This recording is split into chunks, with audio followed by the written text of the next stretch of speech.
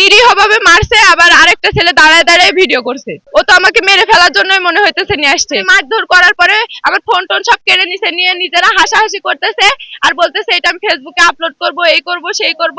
আবার আমি যখন পুলিশে যাওয়ার কথা বলছি, আমার ফোন টোন কেড়ে রেখে দেওয়ার পরে আমি পুলিশের কাছে যাচ্ছিলাম, তখন আবার আরেকটা ছেলে আমার গাড়ি আটকাইছে। আবার আমাকে এইটাও হুমকি দিছে যে আমারে মেরে ফেলবে, কালকে 10-12 জন লোক নিয়ে গিয়ে আমারে এই করবে সেই করবে। আমি এখানে একা থাকি, আমি আমার বান্ধবীর সাথে আসছি। আমারে মিথ্যা বলে, এই যে এই এলাকার নাম আমি জানি না, আমাকে এখানে নিয়ে আসছে। ওর সাথে আরেকটা বান্ধবীও আসছে।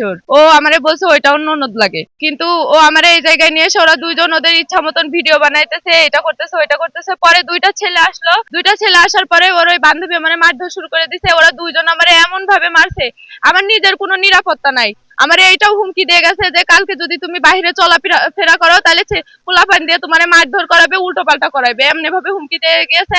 আমার নিজের জীবনে কোনো নিরাপত্তা নাই, আমার নিরাপত্তা চাই। আমাকে মিথ্যা কথা বলে নিয়ে আসছে এই জায়গায়, কারণ ও শ্বশুর বাড়িও যায়নি, ওর মামা শ্বশুরের বাড়িতেও যায়নি।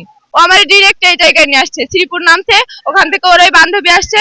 পরে আমারে বললো যে আমি আমার শ্বশুর বাড়ির এলাকার এইদিকে যাব বলে আমার এই ফাঁকা জায়গায় নিয়ে এসে একদম জঙ্গলের ভিতরে নিয়ে এসে আমার এইভাবে মারধর করছে। দুইটা ছেলে আসছে আর একটা ছেলে ভিডিও করছে, আমার নিরীহ ভাবে মারছে, আবার আরেকটা ছেলে দাঁড়ায় দাঁড়ায় ভিডিও করছে। ও তো আমাকে মেরে ফেলার জন্যই মনে হইতেছে নিয়ে আসছে। আমার নিজের কোনো নিরাপত্তা নাই, এখন আমি নিরাপত্তা চাই আর এটার আমি বিচার চাই। দর্শক, আপনারা শুনছিলেন যে গাজীপুরের মহানগর কাশিমপুরের 3 নং ওয়ার্ড যে গোবিন্দবাড়ি এলাকা আছে, সেই গোবিন্দবাড়ি যে জঙ্গলটা রয়েছে, গত কয়েক মাস আগে কিন্তু এই জঙ্গলের ভিতরে একটা অজ্ঞাতনামা লাশ পাওয়া গেছিল। আপনাদের সঙ্গে এই জঙ্গলের ভিতরে কিন্তু এই মেয়েটাকে ভুলভাল বুঝিয়ে সেই নবীনগর পল্লী বিদ্যুৎ থেকে নিয়ে আসলে গোবিন্দবাড়ি এলাকায় তাকে টিকটকের যে দৃশ্য দেখা কিন্তু তাকে মেরে ফেলে এবং এখানে লাশ গুম করার দৃশ্য নিয়ে কিন্তু চলে আসছিল, চালানোর চেষ্টা করছিল। কিন্তু সে মেয়ের চিৎকার শুনে কিন্তু এলাকাবাসী যখন বেড়ে আসে, তখন কিন্তু মেয়েরা এবং যে মেয়েদের সাথে যে ছেলেরা ছিল তারা কিন্তু তৎকালীন পালিয়ে যায়।